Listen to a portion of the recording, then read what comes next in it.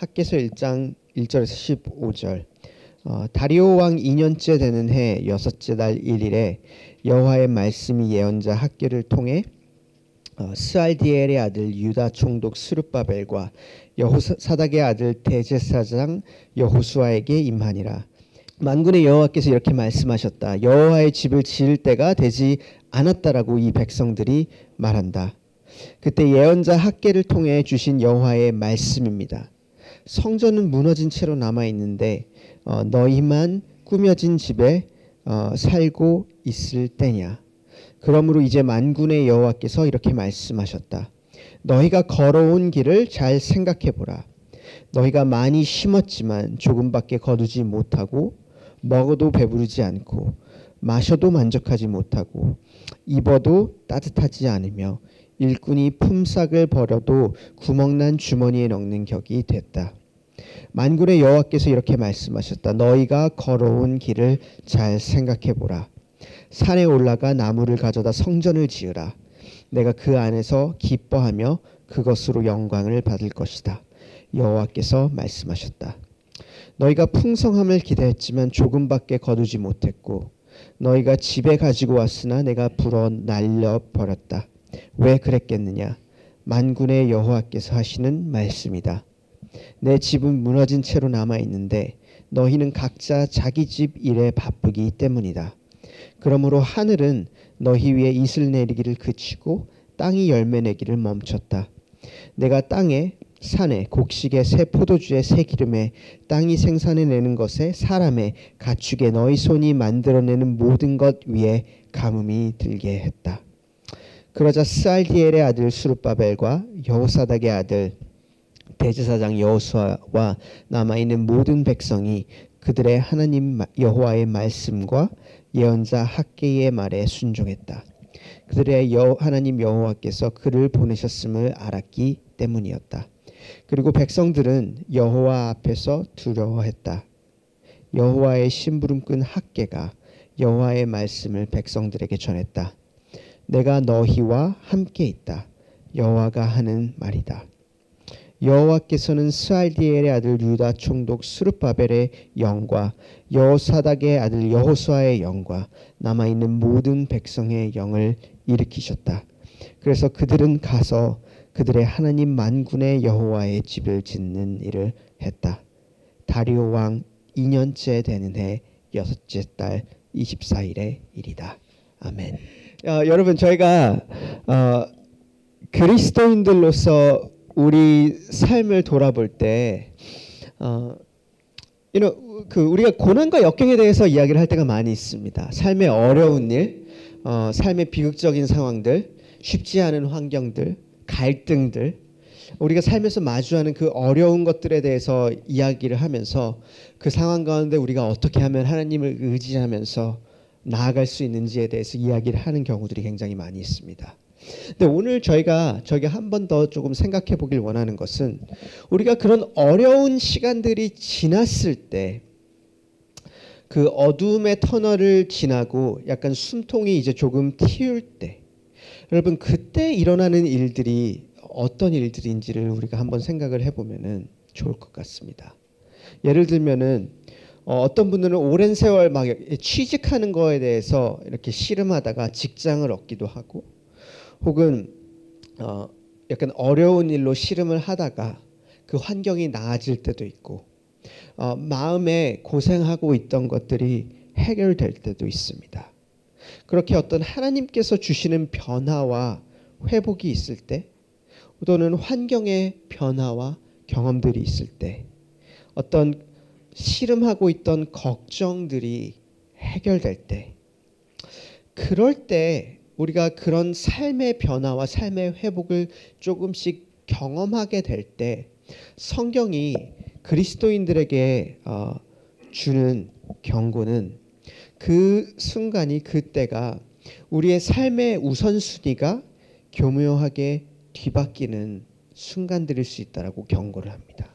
그때가 다시금 우리 삶의 진짜 우선순위가 무엇인지를 되돌아봐야 하는 순간이라고 그렇게 이야기를 합니다. 오늘 우리가 학개서의 말씀을 보면서 생각해 볼 주제가 그 주제입니다.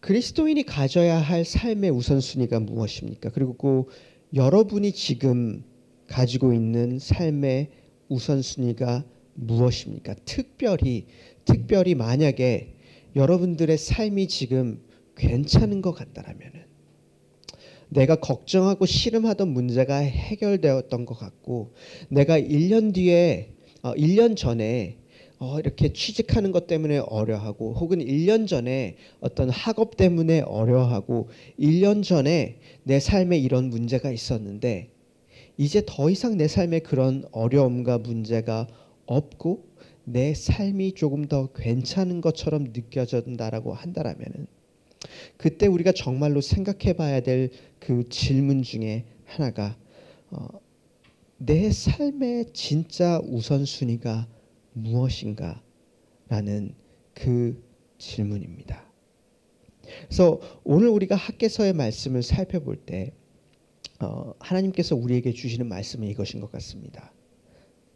하나님의 임재 혹은 하나님과의 관계가 우리의 삶의 가장 첫 번째 우선순위가 되어야 된다라는 것.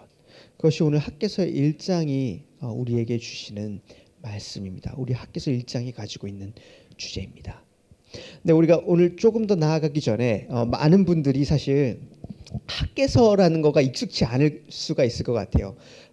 학개서라는 것이 우리가 자주 읽는 말씀이 아니고 자주 이렇게 보는 말씀이 아닙니다. 그래서 오늘 우리 학개서의 말씀을 살펴보기 전에 제가 먼저 아주 간단하게 이 학개서가 도대체 성경에 어디에서 튀어나오는 책이고 어떤 책인지를 간단하게 좀 설명을 드리고 배경을 설명드리고 저희가 오늘 말씀을 또 계속해서 보기를 원합니다. 성경에 여러분 전체 스토리 라인을 보면은 그 하나님이 아브라함과 그 자손들에게 언약을 맺습니다. 그리고 그 언약의 핵심은 내가 너의 하나님이 되고 너희가 나의 백성이 되리라는 그 언약입니다. 그리고 성경 전체의 역사가 이 언약을 하나님께서 어떻게 지켜나가시는지, 그리고 이스라엘 백성들이 어떻게 그 언약에 충실하는지 혹은 충실하지 못하는지에 관한 이야기입니다.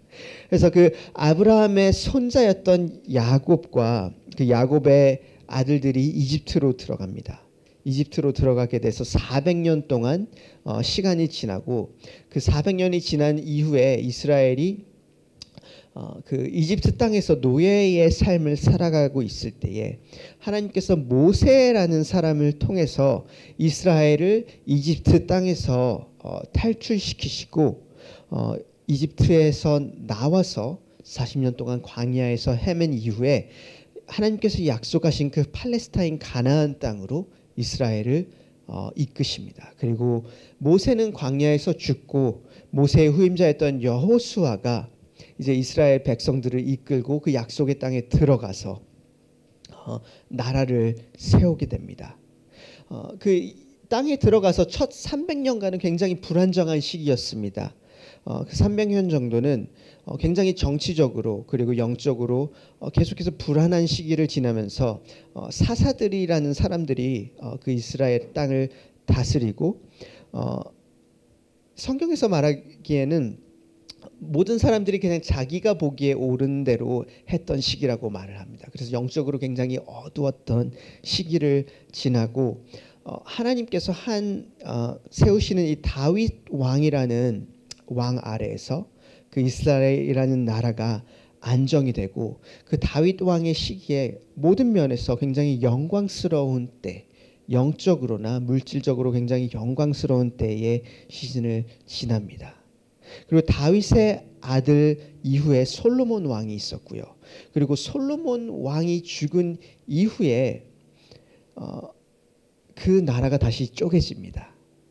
북쪽에 있었던 이스라엘과 남쪽에 있었던 유다로 쪼개지게 되는데 그 12지파 중에 유다 지파에 있었던 다윗의 왕의 계보를 이었던 남쪽의 유다라는 나라, 그리고 북쪽에 이 왕을 인정하지 않고 계속해서 쿠데타로 왕이 바뀌었던 나머지 10개 지파가 모여 있었던 북이스라엘로 나라가 나뉘어집니다. 그리고 그 상태로 200년 정도 지나서 북이스라엘이 아시리아 제국의 침략을 받아서 먼저 멸망을 하고, 그리고 그로부터 다시 140년 정도 지났을 때 남유다가 바빌론 제국의 침략으로 인해 멸망하고, 그곳에 있던 사람들이 포로로 바빌론에 잡혀가게 됩니다. 그리고 그 포로로 잡혀갔던 바빌론 제국이 페르시아 제국에 대해서 다시 멸망하게 되면서, 바빌론을 멸망시킨 페르시아의 고레스 왕이 포로로 유배되어 있었던 유대 민족을 다시 팔레스타인 땅으로 돌아가게 하고, 그 폐허가 된 도시를 다시 세우고 성전을 세울 수 있도록 허락하고 지원을 하게 됩니다. 도움을 줍니다. 굉장히 제가 그 오랜 이제 성경의 역사를 방금 아주 짧게 나눠드렸는데, 오늘 읽은 우리 학개서의 말씀이 바로 그 순간에 나오는 말씀입니다. 이제 바빌론에서 팔레스타인으로 돌아왔던 그 첫 번째 유대인 그룹을 이끌었던 리더가 오늘 1절에서 보게 되는 그 다윗의 후손인 스룹바벨 그리고 대제사장 여호수아입니다. 1절에 그렇게 나와 있습니다. 다리오 왕 2년째 되는 해 여섯째 달 1일에 여호와의 말씀이 예언자 학개를 통해 스알디엘의 아들 유다 총독 스룹바벨과 여호사닥의 아들 대제사장 여호수아에게 임했습니다라고 나와 있습니다. 이 유다 총독, 그러니까 유다를 다스리는 총독 스룹바벨, 그리고 대제사장이었던 여호수아, 이 두 사람이 첫 번째 그룹, 포로로 바빌론에 잡혀있던 포로들을 데리고 이 유대 땅으로 돌아오는 그 첫 번째 그룹을 이끌었던 지도자들 두 사람, 그 두 사람이 스룹바벨 그리고 여호수아입니다. 그래서 오늘 우리가 읽은 학개서는 그 이스라엘 땅 예루살렘이라는 도시로 돌아온 이 그룹의 사람들에게 하나님께서 하시는 말씀입니다. 여러분, 그 입장에서 한번 생각을 해보십시오. 이 말씀이 얼마나 놀라운 말씀인지. 70년 동안 포로로 잡혀가서 그 외국 땅에서 포로의 삶을 살고 있었습니다. 근데 70년 만에 찾아온 엄청난 기적적인 변화가 있습니다. 하나님께서 더 이상 침묵하지 않으시고 하나님께서 무언가 새로운 일을 행하신다. 70년 동안 우리가 이 땅에 잡혀 있었는데 하나님께서 이제 다시 그 언약을 기억하시고 우리를 이 땅으로 다시금 돌려 보내시는구나. 그래서 이 사람들의 입장에서는 여러분, 이 70년 이후에 70년의 포로의 삶 이후에 굉장히 엄청난 기적을 맛보고 굉장히 엄청난 변화, 엄청난 회복을 목격하고 목도하는 그런 시즌에 이 사람들이 들어가고 있었습니다. 그때에 하나님께서 학개를 통해서 70년의 침묵을 깨시고 이 사람들에게 이 말씀을 하나님께서 하십니다. 그럼 우리 삶에도 그럴 때가 있지 않습니까? 우리 삶에도 분명히 그럴 때가 있습니다. 굉장히 오랜 기간 끝나지 않을 것 같던 어두움이 변화되는 것을 우리가 목격하고, 그리고 변하지 않을 것 같았던 어두움이 빛으로 인해 비춰지고, 우리가 끝나지 않을 것 같던 터널을 마치 끝이 보이는 약간의 소망을 가지게 되는 그런 시즌이 분명히 있습니다. 우리의 삶의 변화, 우리의 회복을 경험하게 되는 그 시즌이 분명히 있습니다. 마침내 내 삶에도 뭔가 변화가 있구나. 마침내 내 삶에도 무언가 희망이 있구나라고 하는 그 시즌. 그 시즌에 여러분, 우리가 학개서를 보면서 하나님께서 우리에게 주시는 질문과 말씀, 도전이 무엇인지를 볼 수가 있습니다. 그래서 학개서의 간단한 배경이 그 배경이고, 오늘 우리가 말씀을 보면서 여러분, 제가 나누기 원하는 것은 이 세 가지 질문이 있습니다. 우리가 우리의 삶의 우선순위를 볼 때, 우리가 우리의 삶의 우선순위를 생각해 보려고 할 때, 우리가 그것을 위해서 할 수 있는, 나에게 할 수 있는 세 가지 질문이 무엇인가입니다. 그 세 가지 질문을 제가 여러분들과 오늘 함께 나누기를 원합니다. 오늘 학개서에서 우리가 학개서를 보면서 할 수 있는 첫 번째 질문은 이것입니다. 내가 오늘 하고 있는 것은 무엇인가입니다. 내가 오늘 하고 있는 것은 무엇인가. 여러분이 지금 알고 있는 것이 아니라 여러분이 실제로 하고 있는 것이 무엇입니까? 우리는 종종 우리가 알고 있는 것이 우리 삶의 진짜 우선순위라고 착각을 할 때가 있습니다. 그러나 실제로는 우리가 알고 있는 것이 아니라 우리가 실제로 어떻게 살아가고 있느냐, 혹은 무엇을 하고 있느냐가 우리 마음의 진짜 삶의 우선순위를 보여줍니다. 그리고 하나님께서 학개를 통해서 이스라엘 백성들에게, 그리고 우리에게, 그리스도인들에게 하시는 질문이 그것입니다. 너가 오늘 하고 있는 것이 무엇이냐? 라는 질문입니다. 2절부터 5절을 제가 여러분들을 위해서 다시 한번 읽어드리겠습니다. 2절부터 5절을 보시면은 이렇게 나와 있습니다. 여호와께서 이렇게 말씀하신다. 여호와의 집을 지을 때가 되지 않았다라고 이 백성들이 말한다. 그때 예언자 학개를 통해 주신 여호와의 말씀이 이렇습니다. 4절에 성전은 무너진 채로 남아있는데 너희만 꾸며진 집에 살고 있을 때냐. 그러므로 이제 만군의 여호와가 이렇게 말씀하셨다. 너희가 걸어온 길을 잘 생각해 보라. 여러분, 구약에서 이 여호와의 집, 성전이라는 것은 하나님의 임재로 나아갈 수 있는 이스라엘에게 주어진 선물이었습니다. 하나님과의 관계를 누리고 하나님과의 관계를 경험하는 그런 장소입니다. 그래서 이 사람들이, 이스라엘 백성들이 분명히 하나님의 집 혹은 하나님과의 관계가 가지고 있는 중요성을 잘 알고 있었습니다. 너무나도 잘 알고 있었습니다. 충분히 잘 알고 있었습니다. 그런데 그것이 그 사람들에게 오늘 집중해야 할 우선순위에 있지는 않았던 것 같습니다. 2절에 하나님께서 드러내시는 것, 혹은 이렇게 드러나게 하시는 것이 그것입니다. 이 사람들이 말하기를 여호와의 집을 지을 때가 되지 않았다. 그 표현을 잘 생각을 해보십시오. 분명히 중요성을 알고 있지만 아직 때가 되지 않았다라고 생각하고 있습니다. 중요한 일이고 언젠간 이루어져야 할 일이지만 당장 오늘 우리가 집중해야 할 일은 아니라고 생각을 합니다.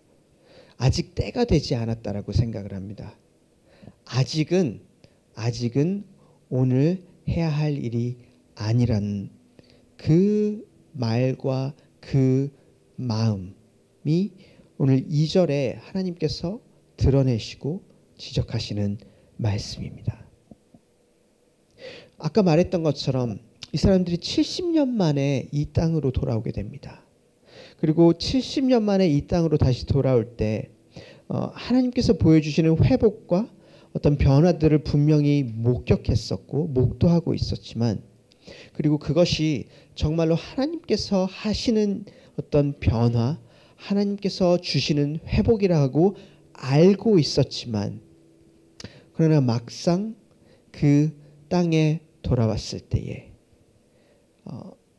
그 사람들의 우선순위에 있어서 하나님과의 관계라는 것이 아직은 내가 집중해야 될 것이 아니라는, 아직은 때가 되지 않았다라는 그런 믿음 혹은 그런 마음, 그런 우선순위를 하나님께서 보여주십니다. 여러분, 그리스도인들의 삶에서 우리가 굉장히 자주 발견하게 되는 모습입니다. 그리스도인의 구원의 핵심이 무엇입니까, 여러분? 우리의 죄가 용서받는 것입니까? 혹은 이제 우리의 삶이 회복되고 이제 굉장히 회복을 경험하고 어떤 평안한 삶을 사는 것입니까? 구원의 핵심은 살아계신 하나님과의 친밀한 관계입니다. 그분을 사랑하고 그분께 순종하고 그분과 함께 동행하는 삶. 그것이 그리스도인의 삶의 핵심이고 그리스도인의 구원의 핵심입니다. 그리고 그것을 위한 죄의 용서이고 그것 때문에 생겨나게 되는 우리의 삶의 회복과 평안입니다. 그렇기 때문에 여러분, 그리스도인의 삶에서 어떤 죄의 용서에 대한 확신이 있고 어떤 우리의 망가진 삶이 회복되는 것을 막 경험하게 되고 우리의 마음의 평안이 있더라도 만약에 그 살아계신 하나님을 사랑하고 그분과의 친밀함 가운데 걸어가는 것이 없다라고 한다라면은 우리는 그리스도인의 삶의 진정한 핵심을 놓치고 있는 것입니다. 그래서 마치 70년 만에 그 하나님께서 회복하시는 그 회복의 땅으로 돌아갔음에도 불구하고 그것이 진정 무엇을 위하는 것인지를 기억하지 못하는 오늘 우리가 읽은 그 학개서 2절의 이스라엘 사람들과 같은 모습인 것 같습니다. 그리고 그 우선순위를 우리가 가장 잘 확인할 수 있는 질문이 이 질문입니다. 내가 오늘 하고 있는 것이 무엇인가? 만약에 우리가 알기로는, 내가 생각하기로는 하나님과의 친밀한 관계 혹은 하나님과의 관계가 정말로 중요한 것이라고 생각은 하고 있지만 오늘 하루 만약에 내가 하나님 앞에 정말로 나아가 그분과 보내는 그 시간이 없다라고 한다라면은 그것이 진짜로 우리에게 보여주는 우선순위는 내 삶에 사실은 다른 것이 진짜 중요한 것이고 내 삶에 다른 것이 진짜 우선순위라는 것입니다. 그래서 여러분, 오늘 이 질문 우리가 함께 해보기를 원합니다. 내가 오늘 하고 있는 것은 무엇이지? 내가 오늘 정말로 하고 있는 것, 내 삶에서 내 시간과 내 에너지와 내 그 모든 것들을 활용해서 하고 있는 것이 무엇인가? 그리고 우리에게 이 질문이 정말로 중요한 것은 이 질문을 할 때에만 비로소 우리 마음 안에, 우리 삶 안에 진짜 우선순위를 발견할 수 있기 때문입니다. 그래서 첫 번째 우리가 오늘 말씀을 보면서 우리 스스로에게 해보길 원하는 질문은 내가 오늘 하고 있는 것이 무엇인가? 이따가 커넥트 타임 때 여러분이 이 질문에 대해서 함께 나눠보기를 소망합니다. 내가 단순히 이것이 중요하다고 생각만 하고 있는 것인지 아니면 정말로 무언가를 하고 있는 것인지, 내가 정말로 말씀을 읽는 것이 중요하다고 생각을 하고 있는 것인지 아니면 내가 오늘 정말로 말씀을 읽고 있는 것인지, 내가 기도라는 것이 하나님과의 시간을 보내는 것이 중요하다고 생각만 하고 있는 것인지 아니면 정말로 그것을 하고 있는 것인지, 우리가 이 질문을 할 때에만 비로소 우리 삶의 우선순위가 무엇인지를 발견할 수 있습니다. 두 번째 질문은 이것입니다. 내가 오늘 만족할 수 없는 이유는 무엇인가입니다. 내가 오늘 만족할 수 없는 이유는 무엇인가? 우리가 이 질문을 우리 스스로에게 해볼 때 우리 삶의 진짜 우선순위가 어디 있는지를 발견할 수 있는 것 같습니다. 제가 5절부터 제가 더 읽어드리도록 하겠습니다. 5절부터 7절에 이렇게 나와 있습니다. 너희가 걸어온 길을 잘 생각해 보라. 너희가 많이 심었지만 조금밖에 거두지 못하고 먹어도 배부르지 않고 마셔도 만족하지 못하고 입어도 따뜻하지 않으며 일꾼이 품삯을 벌어도 구멍난 주머니에 넣는 격이 되었다. 너희가 걸어온 길을 잘 생각해보라. 9절부터 11절에도 비슷한 내용이 있습니다. 너희가 풍성함을 기대했지만 조금밖에 거두지 못했고 너희가 집에 가지고 왔으나 내가 불어 날려버렸다. 왜 그랬겠느냐? 내 집은 무너진 채로 남아있는데 너희는 각자 자기 집 일에 바쁘기 때문이다. 그러므로 하늘은 너희 위에 이슬 내리기를 그치고 땅이 열매 내기를 멈추었다. 70년 만에 돌아왔던 이 땅은 사실 굉장히 엉망진창이 되었던 폐허였습니다. 많은 도시들이 무너져 있었고 여러 가지 70년 동안 버려져 있었던 그런 상태의 땅이었기 때문에 굉장히 해야 할 일들이 많이 있었습니다. 땅을 개간해야 됐었고 도시를 다시 세워야 됐었고 또 성전을 다시 세워야 했었습니다. 그게 이 70년 만에 어떻게 보면은 회복을 목도했지만 하나님께서 일하시는 것을 분명히 목격했지만 동시에 이 사람들이 마주해야 했던 현실은 열심히 일해야 했던 현실이 분명히 있었습니다. 그리고 나름대로 오늘 6절에서 읽은 것처럼 최선을 다해서 많이 그 경작물을 심습니다. 먹을 것을 구하기 위해서 정말로 열심히 일을 합니다. 근데 오늘 우리가 발견하게 되는 것은 많이 심었지만 최선을 다해서 심었지만 조금밖에 거두지 못하고 무언가를 먹기는 하지만 만족함이 없고 입지만 따뜻함이 없고 열심히 하루하루 돈을 벌어서 열심히 하지만 마치 구멍난 주머니에 돈을 넣는 것처럼 그것이 그냥 스르르 사라지는 것. 그런 모습을 하나님께서 오늘 말씀하십니다. 그리고 9절에 하나님께서 그 만족함이 없는 이유가 나의 집이 무너진 채로 남아있는데 각자 자기 집의 일에 바쁘기 때문이라는 그런 말씀을 하십니다.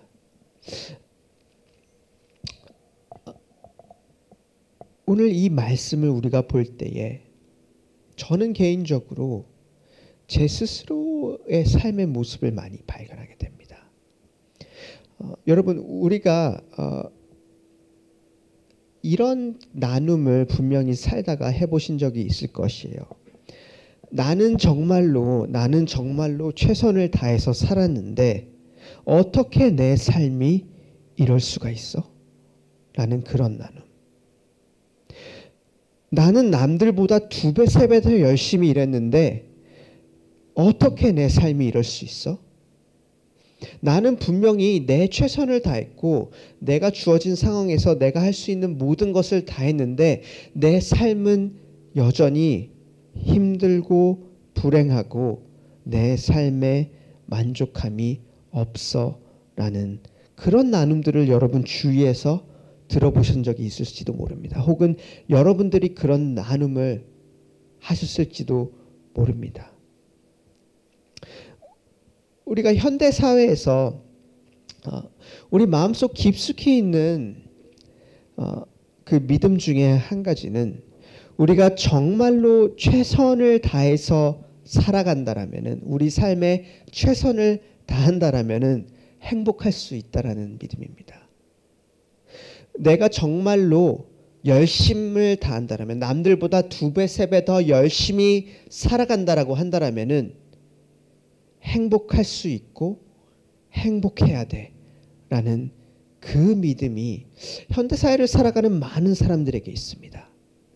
그 믿음이 얼마나 강력하냐면은 우리가 열심을 다하고 최선을 다한 다음에 결과가 좋지 않을 때 혹은 내 삶이 여전히 행복하지 않을 때 혹은 그 가운데 만족함이 없을 때 하나님께 분노합니다. 혹은 세상에 분노합니다. 신을 믿지 않는 사람들은 세상에 분노합니다. 내가 이렇게나 열심히 했는데 왜 내가 이 꼴이야? 내가 이렇게나 열심히 살았는데 왜 내 삶은 이 모양이야? 내가 이렇게나 열심히 살았는데 왜 나는 행복하지 않아? 왜 내 삶에 만족함이 없어? 그리고 그 뿌리를 잘 살펴보면은 내가 열심히 살고 최선을 다해서 산다라면은 하나님께서 나에게 행복을 주어야 해. 혹은 내가 이 남들보다 2배, 3배 열심히 살아간다라면은 이 세상이, 신을 믿지 않는 사람들은 이 세상이 나에게 행복을 주어야 돼. 라는 그 깊은 믿음을 가지고 살아갈 때가 너무나도 많이 있습니다. 그래서 많은 사람들이 분노합니다. 행복하지 못합니다. 만족하지 못합니다.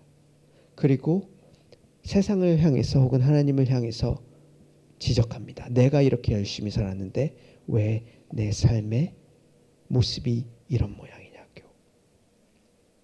성경이 우리에게 주는 대답은 그것입니다. 오늘 우리 말씀에서 성경이 하나님께서 우리에게 주시는 말씀은, 그리고 이스라엘 백성에게 주셨던 말씀은, 만약에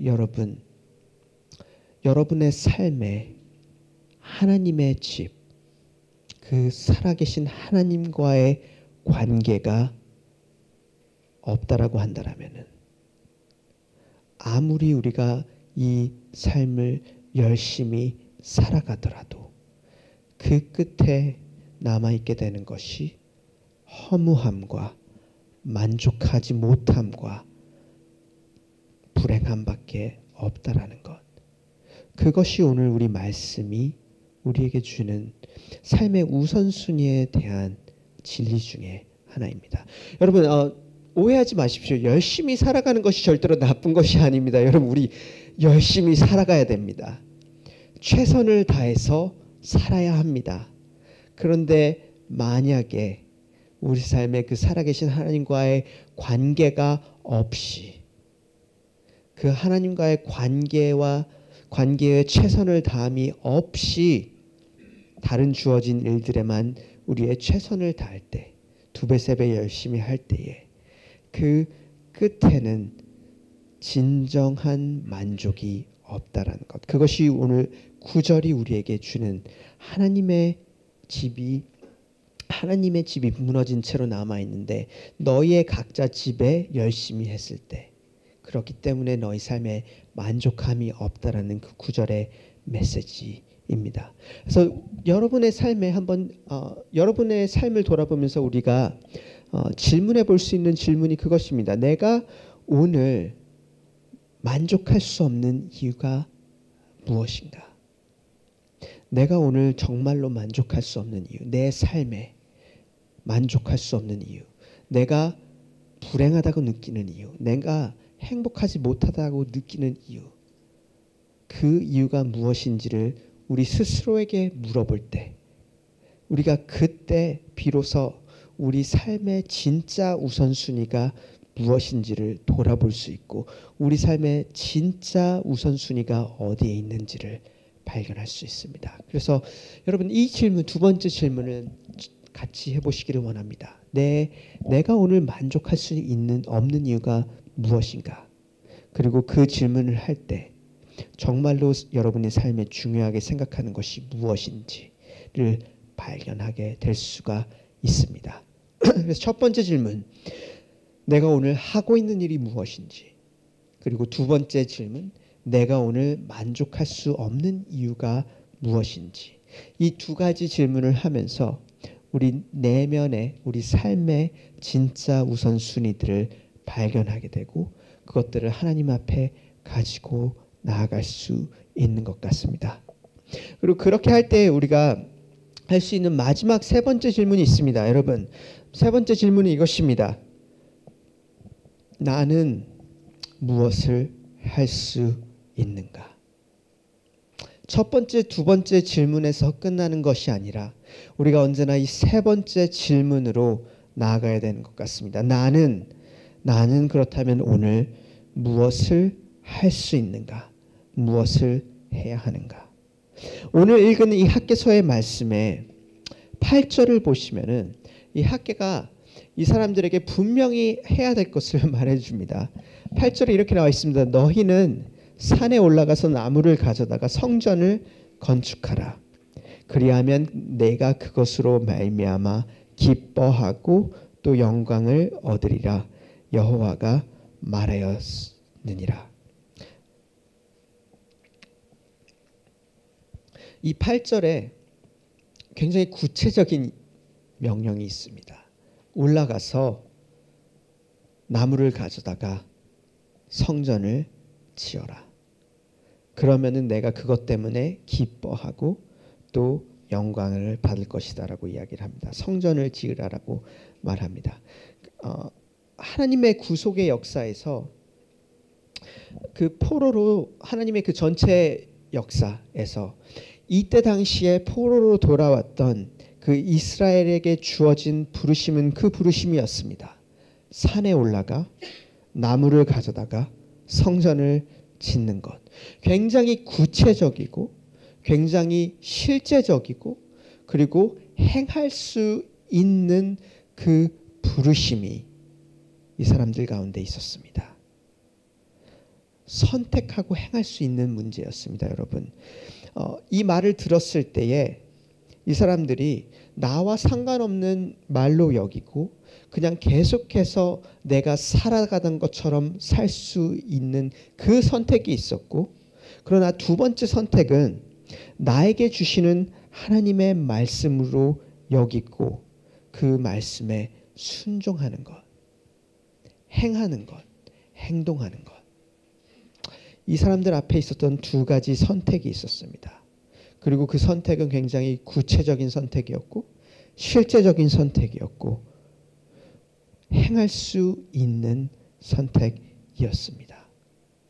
그리고 12절에서부터 15절을 보면은 이 사람들이 선택을 합니다.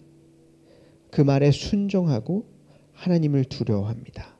그리고 그 선택을 할 때에 또 다른 하나님의 말씀이 그 가운데 임합니다. 내가 너희와 함께 있겠다라는 하나님의 말씀. 그리고 14절에 보면은 하나님께서 또 일하십니다. 스룹바벨과 여호수아와 그 남아있는 모든 백성들의 영을 일으키셨다라는 표현이 나옵니다.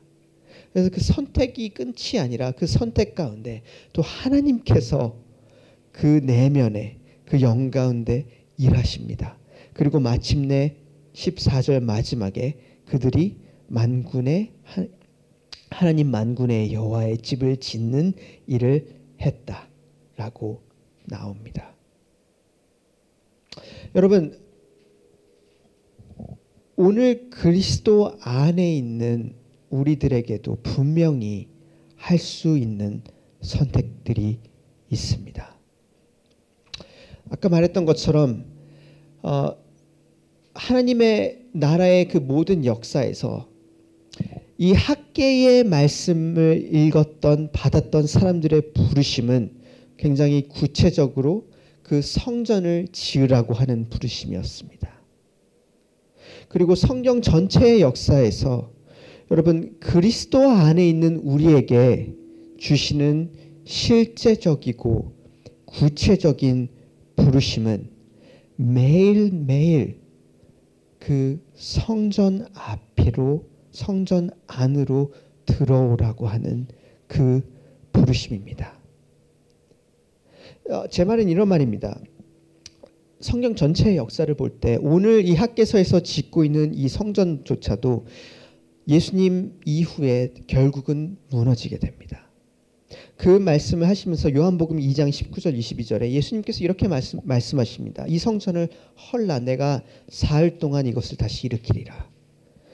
그러면서 하시는 말씀이 예수님 요한복음 2장 21절에 예수는 성전된 자기 육체를 가리켜 말씀하신 것이라. 죽은 자 가운데서 살아나신 후에야 제자들이 이 말씀하신 것을 기억하고 성경과 예수께서 하신 말씀을 믿었더라. 자기의 육신이 내가 그 성전이라고 예수님께서 말씀하셨습니다. 그리고 그리스도인에게 주어진 부르심은 그 예수님께로 매일매일 나오라는 그 선택. 굉장히 실제적이고 구체적인 부르심, 그 부르심이 우리에게 주어진 부르심입니다. 살아계신 하나님과의 친밀함을 경험하고 그분의 임재를 누리고 그분의 용서하심과 그분의 위대하심을 경험하는 그 진짜 성전, 예수님께로 나아가는 것, 그분이 어떤 분이신지를 성경을 읽어가며 알아가는 것, 그분의 부르심과 말씀에 순종하는 것, 그리고 십자가에서 흘리신 피와 용서를 기억하고 그리스도의 이름을 의지하며 기도하는 것. 여러분, 그 모든 것들이 오늘, 내일이 아니라 언젠가가 아니라 오늘 우리가 할 수 있는 구체적이고 실제적인 선택입니다. 여러분, 그 선택을 하실 수 있기를 격려합니다. 오늘이라는 그 날에, 내일 언젠가가 아니라 오늘 주어진 이 날에 주님께서 우리에게 주시는 그 구체적인 부르심에 우리가 함께 응답하고 함께 나아가기를 격려합니다. 여러분, 그것이 우리에게 주어진 선물이고 그것이 하나님께서 우리에게 주신 부르심입니다. 우리 같이 기도하며 이 시간을 마치도록 하겠습니다.